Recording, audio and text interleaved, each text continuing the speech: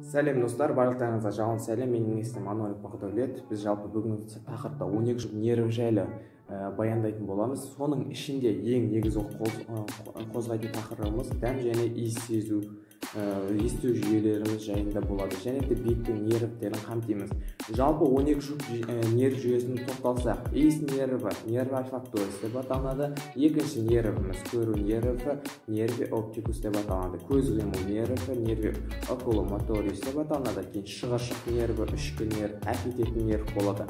Кейінгісі бет нерві, жетінші нерв, нерви фасиалис, сонда креверс, ұлу нерві, яғни есту жүйесінде ұлушық, бақалшық есту жүйесіне қатысты.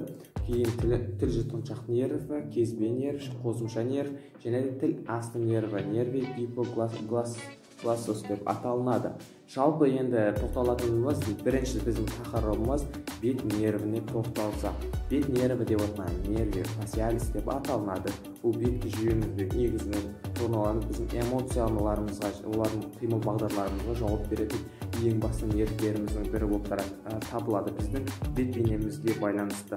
Бет нервінің ядросы бұл нуклеус нерви фасиалис деп аталады. Көпірдің ортаңғы бөлігінде болады, және де бұл бет нерві бұлар сопақша ми мен аралық мидың екеуінің сербесуімен қатар көрінеді. Бет нерві негізінен екі нервпен вестибуло кохлеариспен бірге ішкі есту өтісіне, яғни есту жүйесіне қалай бағдар алады, және де сөйтіп олар аралық нервпен қосылып, арея фасиалис арқылы бет нерв өзегін құрады, және сол жерде болады.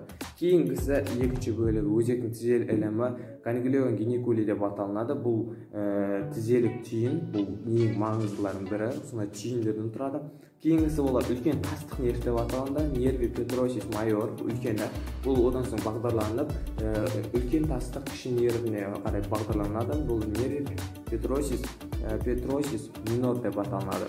Бұлар негізі басталады самай бөлігінің сүйесінен, яғни сол жерден басталады, каналис фасиалис арқылы шығады. Одан соң олар қанат таңдай нервіне ганглион птеригоиде, яғни қанаттық таңдайлық түйіндерге түседі. Одан кейін үлкен тастық нерв болады. Бұлар кіші тастық нервке қарай өтеді, жаңа баяндағандай. Одан кейін үзеңгі нерві есту жүйесінің біздің үш сүйек болады. Сол үш сүйектің бірі үзеңгі. Бұл нерви стапедиус деп аталған бет бөлігінің төменгі бөлігінен басталып, жіңішке тармақ арқылы мускул стапедиусқа барып тіреледі. Одан кейін дабыл шегі деп аталады, хорда тимпани деп аталатын нерв, аралық нервтің соңғы бөліктерінің бірі болып табылады.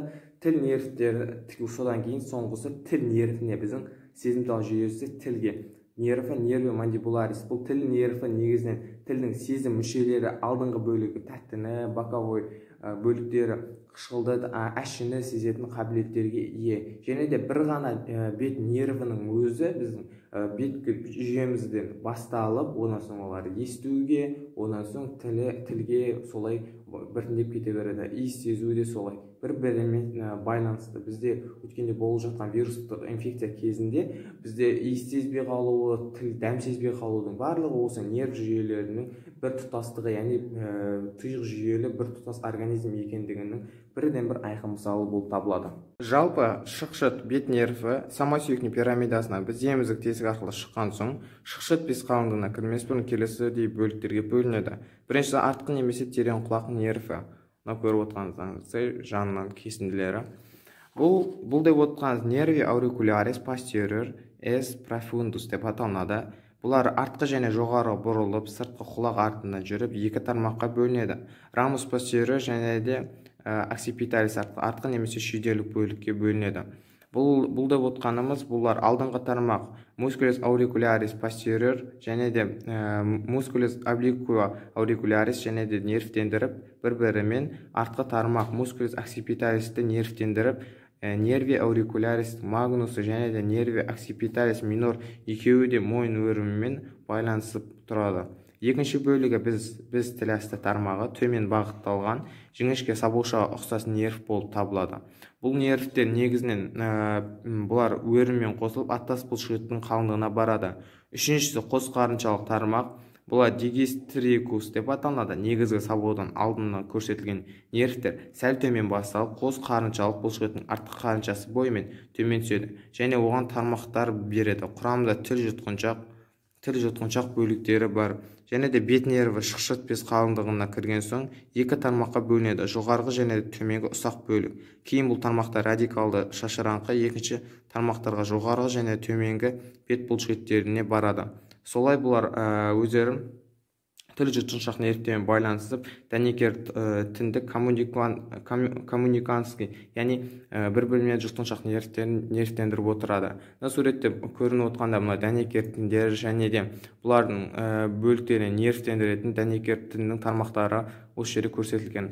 Бұл бет эмоциялық бөліктері болып табылады. Бұлар есту және барлығы бір нервтер бір-бірімен тармақталып байланысты болып келеді.